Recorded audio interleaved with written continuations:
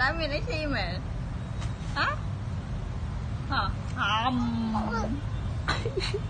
hòm tê chích ốc đâu đã kê hòm bán hẻ rồi nha cái nè hòm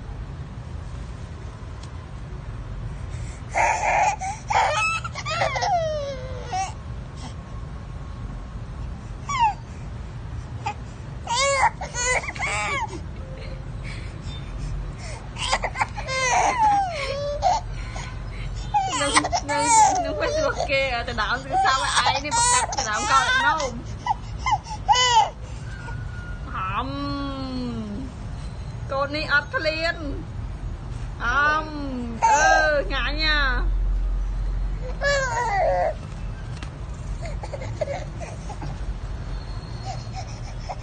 Tức muôn tục này là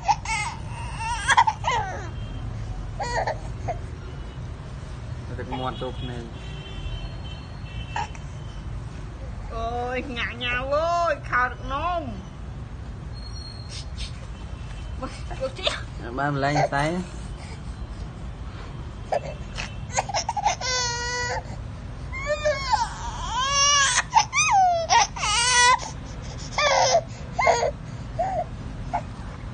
cúc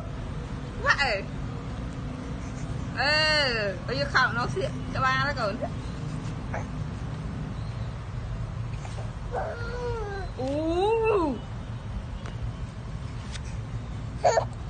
thật ống thật ống